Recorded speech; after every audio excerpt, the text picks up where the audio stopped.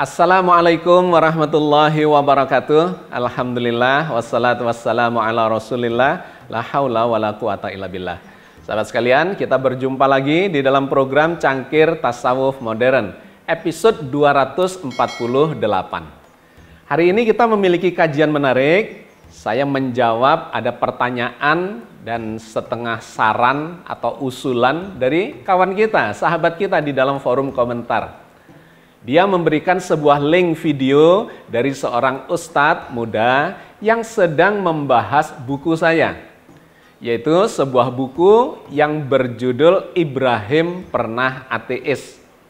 Itu adalah karya saya dalam serial diskusi tasawuf modern, episode atau seri yang ke-35.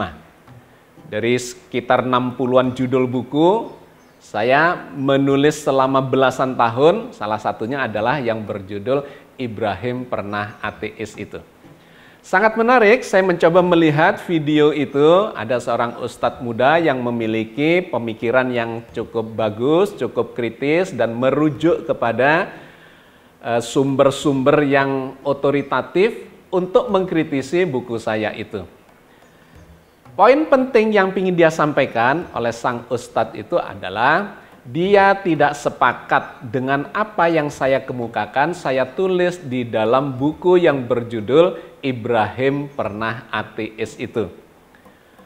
Dia mengatakan bahwa Ibrahim tidak ateis atau tidak pernah ateis karena beliau adalah seorang nabi yang dipilih oleh Allah dan sejak awal tidak pernah mengalami proses mencari Tuhan. Munculnya anggapan bahwa Nabi Ibrahim itu pernah ateis. Ini bahkan oleh Pak Agus Mustafa itu sampai dibuatkan bukunya dengan judul Ibrahim Pernah Ateis. Nah, sebagai seorang yang bukan ahli tafsir, ia mencoba menafsirkan ayat tersebut dengan mengatakan bahwa ayat tersebut menunjukkan bahwa saat itu Ibrahim tidak punya Tuhan alias ateis. Katanya seperti itu. Terkait dengan mencari Tuhan ini, di dalam Al-Quran memang banyak ayat-ayat yang menceritakan itu, tetapi karena ini mungkin beda sudut pandang sehingga multi interpretatif, maka perlu kita lakukan klarifikasinya dalam kesempatan kali ini. Menurut dia, kisah Ibrahim mencari Tuhan itu sesungguhnya adalah kisah-kisah Israiliyat yang seharusnya umat Islam tidak mengambil itu sebagai rujukan. Tetapi saya ingin mengingatkan bahwa kisah-kisah yang pernah diceritakan di zaman Bani Israel masih eksis, ternyata di dalam Al-Quran itu memang banyak diulang-ulang. Di antaranya adalah terkait dengan Ibrahim yang mencari Tuhan itu. Sang ustadz ini merujuk kepada sebuah kitab, di situ ada bahasa Ibraninya, di mana ini dianggap atau disebut dia sesungguhnya adalah sebuah legenda, sebuah dongeng terkait dengan Nabi Ibrahim yang di masa kecilnya mencari Tuhan.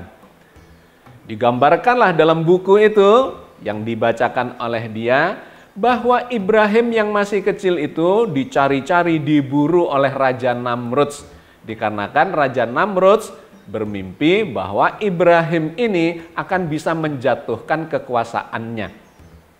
Maka digambarkan di situ Ibrahim diselamatkan oleh orang tuanya, masuk ke dalam gua, berlindung di sana selama beberapa waktu, dan satu ketika Ibrahim keluar dari gua itu ketika sudah aman kondisinya, dia melihat bintang di langit. Dia melihat bulan, dia melihat matahari yang kemudian digambarkan dalam buku itu. Ibrahim mempertanyakan, apakah bintang itu Tuhan? Apakah bulan itu Tuhan? Dan apakah matahari itu Tuhan? Karena memang umatnya atau masyarakatnya pada saat itu menyembah dewa-dewi yang terkait dengan benda-benda langit. Dewa-dewi di langit sana, di antaranya adalah dewa-dewi yang ada di bintang-bintang, di bulan, di matahari, dan seterusnya. Itu adalah cerita legenda di zaman Bani Israel yang menurut sang ustadz ini tidak semestinya kita jadikan rujukan untuk membangun kefahaman kita tentang ajaran Islam. Nah, sahabat sekalian yang menarik, ternyata Al-Quran memang mengulang atau mengutip kisah-kisah yang seperti ini, yang disebutkan bahkan sebagai katanya legenda itu. Dan itu bukan hanya soal Nabi Ibrahim, melainkan kita membaca di dalam Al-Quran misalnya terkait dengan Zulkarnain. Diceritakan dalam surat Al-Kahfi bahwa ada seorang raja atau penguasa yang bernama Zulkarnain dan seterusnya. Diceritakan itu di dalam Al-Quran dan kemudian diberikan pelajaran, hikmah-hikmah yang terkandung di dalamnya. Bukan hanya Zulkarnain tetapi juga ada kisah Seven Sleepers atau 7 pemuda yang ditidurkan di dalam goa. Nah, sangat menarik, bahkan ini menjadi sebuah nama surat, yaitu surat Al-Kahfi atau Al-Kahf, di mana ini dalam bahasa Inggris cave itu artinya adalah goa, yaitu kisah tentang 7 pemuda yang ditidurkan di dalam goa. Diceritakan dalam Al-Quran dalam sejumlah ayat, tetapi kemudian diberi hikmahnya, dikasih pelajarannya, dan seterusnya. Jadi kisah-kisah di zaman Bani Israel itu bukan berarti lantas kita anggap sebagai sebuah legenda yang kita tidak boleh mengambilnya sebagai sebuah pelajaran. Al-Quran mengutip itu kembali, diceritakan, kemudian diberi pelajarannya, diberi hikmahnya, bahkan masuk di dalam kitab suci sebagai pelajaran yang penuh dengan hikmah. Sehingga ketika sang ustadz ini mengatakan bahwa kisah Ibrahim itu adalah kisah Israeliat yang tidak semestinya kita jadikan rujukan, menurut saya itu kurang tepat. Dikarenakan Al-Quran mengutip itu dan kemudian menceritakan dengan gaya Al-Qurannya, yang kemudian di situ terdapat pelajaran yang sangat mendalam, dan memang digambarkan di situ Ibrahim berproses secara spiritual untuk mendapatkan keyakinan tentang Tuhan. Dikarenakan di zaman Ibrahim, Tuhan itu dipersepsi oleh masyarakatnya dalam bentuk atau diwujudkan dalam bentuk patung-patung, berhala-berhala yang dibikin oleh manusia. Bahkan bapaknya Nabi Ibrahim itu termasuk yang membuat patung-patung itu. Terus disembah-sembah sendiri oleh masyarakatnya. Nah, tentu saja Ibrahim di dalam proses pencariannya secara spiritualitas, dia berpikir tentang itu, dan itu digambarkan di dalam Al-Quran sebagai sebuah proses internal maupun proses eksternal. Secara internal, Nabi Ibrahim bertanya-tanya pada dirinya dan kemudian menggunakan akal sehatnya bahwa tidak sepantasnya, tidak semestinya manusia itu menyembah benda-benda mati semacam patung yang apalagi dibikin-bikin sendiri oleh manusia atau bahkan oleh bapaknya itu. Jadi di sini ada dua konteks. Satu adalah konteks perjalanan spiritual Nabi Ibrahim, dan yang kedua adalah konteks ketika Nabi Ibrahim sudah mendapatkan kesimpulan, dia menyampaikan kepada umatnya atau kepada masyarakatnya. Di counter itu pemahaman ketuhanan yang tidak proper, tidak proporsional, tidak masuk akal sehat, khususnya seperti yang dipikirkan oleh Nabi Ibrahim. Nah, sahabat sekalian, maka ketika sang ustadz ini berpendapat bahwa itu bukan proses spiritualitasnya Nabi Ibrahim, melainkan itu adalah perdebatan antara Nabi Ibrahim dengan kaumnya, di mana kaumnya menyembah berhala, kemudian di-counter oleh Nabi Ibrahim. Kaumnya menyembah Tuhan-Tuhan atau dewa-dewi terkait dengan benda-benda langit itu. Nabi Ibrahim mengcounternya. Itu diceritakan di dalam rentetan ayat itu.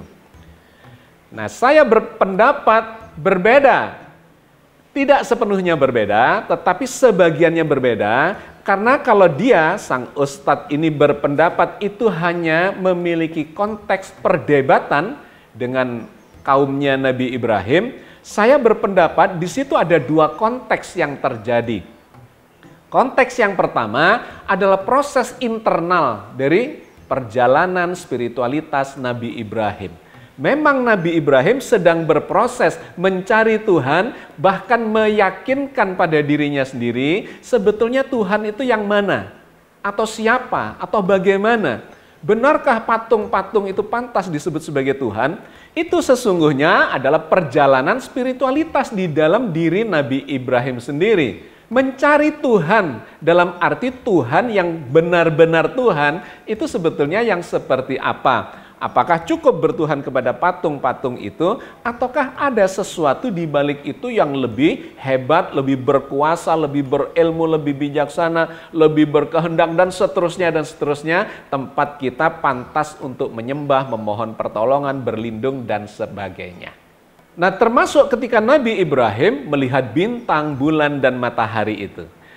Untuk lebih jelasnya, mari kita baca rentetan ayat ini untuk memberikan sudut pandang yang berbeda dengan apa yang dikemukakan oleh sang ustadz tadi, bahwa dia mengatakan itu hanya berupa perdebatan dengan kaumnya, di mana Nabi Ibrahim sesungguhnya tidak sedang melakukan proses pencarian untuk mencari Tuhan, perjalanan spiritualitasnya, sedangkan saya berpendapat dua-duanya terjadi. Nabi Ibrahim sedang berproses untuk meyakinkan dirinya tentang ketauhidan, tentang siapa itu Tuhan, tentang bagaimana Tuhan, dan seterusnya. Dan setelah memiliki kesimpulan, maka Nabi Ibrahim menyampaikan kepada kaumnya bahwa Tuhan itu sesungguhnya bukan patung itu, bukan berhala itu, juga bukan bintang, bulan, dan matahari yang disembah sebagai dewa-dewi oleh masyarakat beragama pagan pada waktu itu. Berikut ini adalah rentetan ayat di dalam surat Al-An'am ayat 74 sampai dengan 83. Dalam ayat 74 Allah berfirman, "Wa idz qala Ibrahimu li abihi Azara atattahidu asnaman alihah inni araka wa qaumaka fi dhalalim mubin." Dan ingatlah di waktu Ibrahim berkata kepada bapaknya Azar, "Pantaskah kamu menjadikan berhala-berhala sebagai Tuhan-Tuhan? Sesungguhnya aku melihat kamu dan kaummu dalam kesesatan yang nyata." Ayat 74 ini menggambarkan perdebatan antara Nabi Ibrahim dengan bapaknya, yaitu Azar, di mana Nabi Ibrahim sudah memperoleh kesimpulan terkait dengan bahwa Tuhan itu tidak sepantasnya berupa patung-patung berhala yang dibuat oleh bapaknya sendiri, bikinan manusia itu. Sehingga Ibrahim di ayat ini memberikan gambaran tentang kesimpulan itu. Apakah pantas engkau dan kaummu menyembah berhala-berhala dalam bentuk patung-patung itu? Sesungguhnya kalian ini adalah orang-orang yang sedang tersesat. Nah, ayat ini memang menjadi pembuka dari rentetan cerita di dalam surat Al-An'am itu sampai dengan ayat 83. Yang kemudian oleh sang ustadz ini dijadikan sebagai satu landasan untuk mengatakan bahwa ayat-ayat berikutnya sesungguhnya adalah cerita tentang perdebatan Ibrahim dengan kaumnya, termasuk bapaknya. Bukan tentang pencarian jati dirinya atau terkait dengan proses spiritualitas ketauhidan Nabi Ibrahim. Nah, sahabat sekalian, sebaiknya kita membaca meskipun rentetan ayat ini menceritakan sebuah tema yang spesial atau yang khusus, kita harus membandingkan, melihatnya atau menafsirinya, memahaminya dengan menggunakan ayat-ayat yang berbeda. Karena kita akan mendapatkan sudut pandang komprehensifnya. Di ayat 74 ini, cerita yang seperti ini sesungguhnya diulang lagi di ayat yang berbeda. Misalnya di dalam surat Maryam, ayat 42 dan 43. "Idz qala li abihi ya abati lima ta'budu ma la yasma'u wa la yubsiru wa la yughni anka syai'a." Ingatlah ketika dia, Ibrahim, berkata kepada bapaknya, "Wahai bapakku, mengapa engkau menyembah sesuatu yang tidak mendengar, tidak melihat, dan tidak dapat menolong engkau sedikit pun?" "Ya abati inni qad ja'ani minal ilmi ma lam ya'tika fattabi'ni ahdika siratan sawiyah." Wahai bapakku, sesungguhnya telah datang kepadaku sebagian ilmu pengetahuan yang tidak datang kepadamu. Maka ikutilah aku, niscaya aku akan menunjukkan kepadamu jalan yang lurus. Ayat ini sangat menarik karena memberikan elaborasi lebih jauh terkait dengan diskusinya atau perdebatan antara Nabi Ibrahim dengan bapaknya itu. Di sini digambarkan bahwa Nabi Ibrahim menyampaikan argumentasi terkait kenapa seorang manusia atau masyarakat, umat tidak seharusnya menyembah berhala-berhala yang tidak bisa mendengar, yang tidak bisa melihat, dan seterusnya. Benda mati kok disembah-sembah. Sebuah argumentasi yang sangat logis dan rasional. Dan kemudian Nabi Ibrahim mengatakan, "Ikuti aku, karena aku telah diberi atau mendapatkan ilmu pengetahuan di mana ini tidak dimiliki oleh bapaknya." Bahwa bertuhan itu sesungguhnya tidak seharusnya, tidak semestinya menyembah patung-patung itu. Poin penting yang ingin saya sampaikan adalah di situ terdapat sebuah proses keilmuan di mana Nabi Ibrahim itu tidak ujuk-ujuk, tidak tiba-tiba membangun kesimpulan atau mendapat kesimpulan, melainkan berproses untuk mendapatkan argumentasinya. Sehingga di ayat-ayat yang lain itu secara konsisten Nabi Ibrahim itu mengatakan bahwa wa ana ala dzalikum minasyahidin. Sesungguhnya aku adalah termasuk orang-orang yang bisa memberikan bukti, menjadi saksi atas yang demikian itu, bahwa Allah itu sesungguhnya adalah Allah yang maha perkasa, maha berkuasa, sang pencipta azza wa jalla. Jadi poin yang pertama ingin saya sampaikan terkait dengan perdebatan atau rentetan ayat yang menceritakan tentang perdebatan itu. Di sini muncul suatu nuansa bahwa Ibrahim itu sesungguhnya sedang berproses untuk mendapatkan keyakinan bahwa Tuhan itu bukan yang itu semua itu yang disembah oleh masyarakatnya, melainkan lebih dari itu. Ya, itu poin yang pertama terkait dengan penyembahan berhala. Nah, kemudian di rentetan surat Al-An'am berikutnya mulai dari 75 sampai 83 kemudian dikaitkan dengan benda-benda langit. Dikarenakan memang agama pagan itu menyembah dewa-dewi yang dipersepsi berada di benda-benda langit itu. Wa kadzalika nuri Ibrahima malakutas samawati wal ardi waliyakuna minal mukinin. Dan demikianlah kami perlihatkan kepada Ibrahim tanda-tanda keagungan kami yang terdapat di langit dan di bumi. Dan kami memperlihatkannya agar dia, Ibrahim, termasuk orang-orang yang yakin. Waliyakuna minal mukinin. Allah memperlihatkan benda-benda langit yang akan diceritakan di ayat-ayat berikutnya itu untuk apa? Waliyakuna minal mukinin. Agar Ibrahim menjadi orang yang yakin, mukinin. Sahabat sekalian, ayat ini atau frase ini sangat eksplisit. Tujuan Allah memperlihatkan benda-benda itu bukan untuk perdebatan saja dengan kaumnya, tetapi untuk memberikan keyakinan kepada Nabi Ibrahim bahwa Tuhan itu bukan dewa-dewi itu yang dipersepsi dalam bentuk, dalam wujud benda-benda langit, dalam bentuk bintang-bintang, bulan, matahari. Bukan. Itu bukan Tuhan. Nah, Allah memperlihatkan di sini dan memberikan sebuah proses spiritualitas. Sehingga ayatnya sangat jelas di situ, waliyakuna minal mukinin. Agar Allah memberikan atau menjadikan Nabi Ibrahim itu memiliki keyakinan atau sebagai orang yang yakin terhadap keberadaan Tuhan yang Maha Esa, Allah Azza wa Jalla.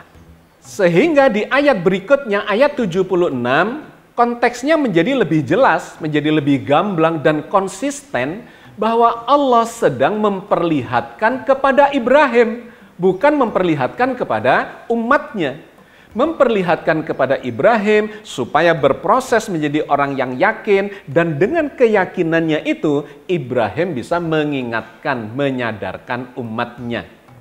Di ayat 76 berikut ini Allah memberikan gambaran tentang itu. Falamma janna alaihil lailu ra'a kaukaba qala hadza rabbi falamma afala qala la uhibbul afilin. Ketika malam telah gelap, dia, Ibrahim, melihat sebuah bintang. Lalu dia berkata, inilah Tuhanku.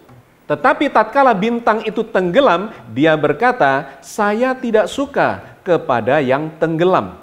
Kalau Anda cermati redaksi dari ayat ini, maka Anda merasakan bahwa ini sesungguhnya adalah perjalanan spiritualitas Nabi Ibrahim.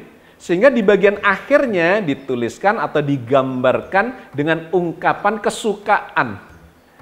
Qala la uhibbul afilin. Ibrahim berkata, sesungguhnya aku tidak menyukai sesuatu yang tenggelam itu dijadikan sebagai Tuhan. Jadi ini bukan perdebatan, ini adalah pencarian keyakinan, ya, proses untuk mendapatkan keyakinan seperti disampaikan oleh ayat sebelumnya.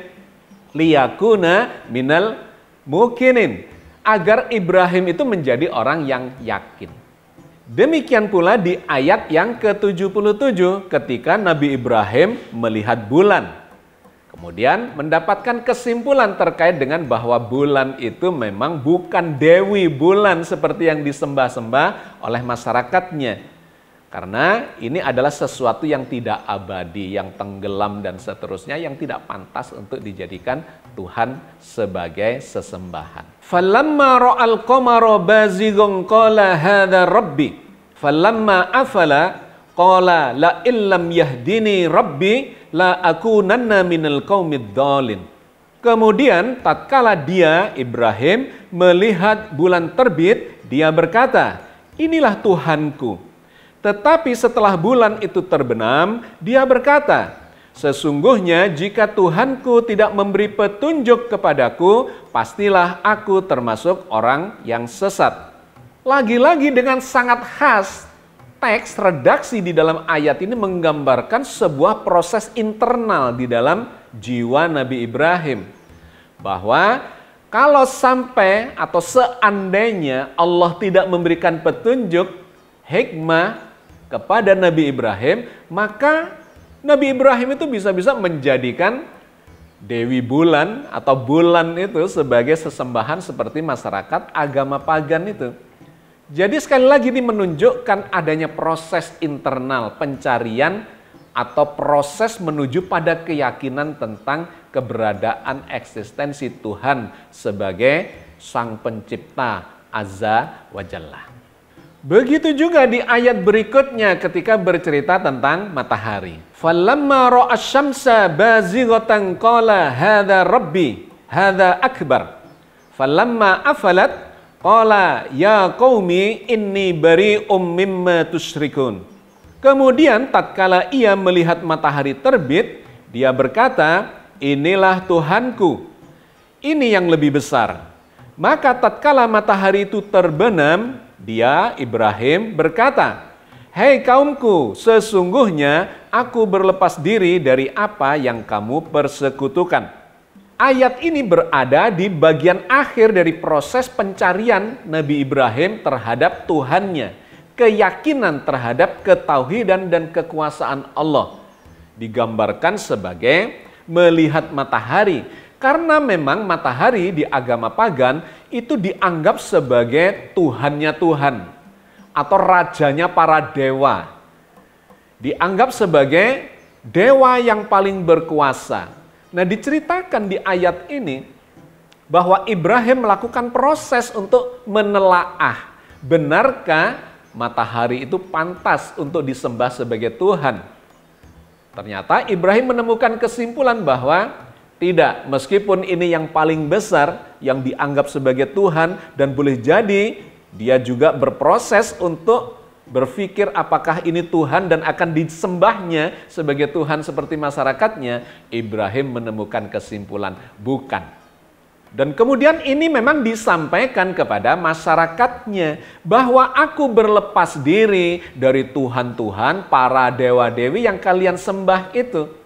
Karena kalau aku ikut kalian, maka aku akan menjadi orang-orang yang tersesat juga seperti kalian semuanya. Nah, puncak kesimpulannya terhadap keberadaan Tuhan yang Maha Esa, Maha Perkasa, Maha segala-galanya, itu di ayat berikutnya, yaitu ayat 79.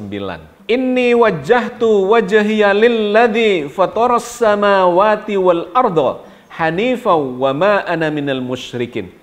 Sesungguhnya aku menghadapkan diriku kepada Rob yang menciptakan langit dan bumi seluruh-seluruhnya. Dan aku bukanlah termasuk orang-orang yang mempersekutukan Tuhan.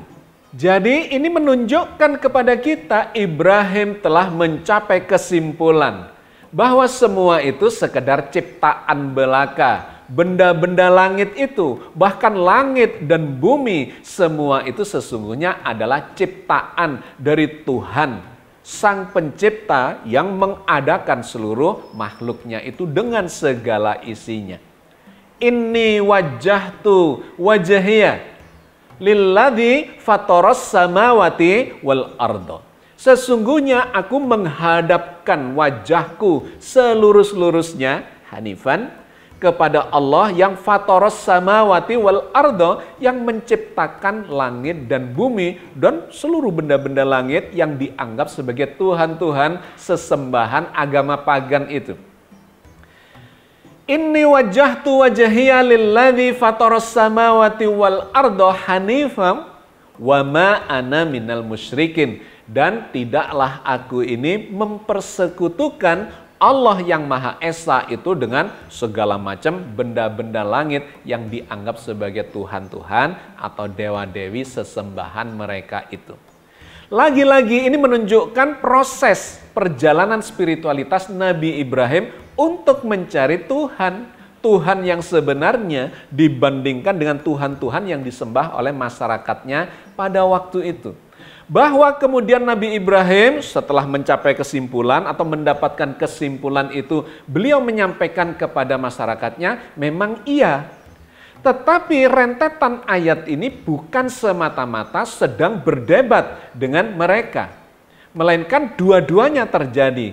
Di satu sisi Nabi Ibrahim berproses, mendapatkan kesimpulan, mendapatkan keyakinan tentang eksistensi Allah. Dan yang kedua, kesimpulan itu kemudian disampaikannya kepada masyarakatnya.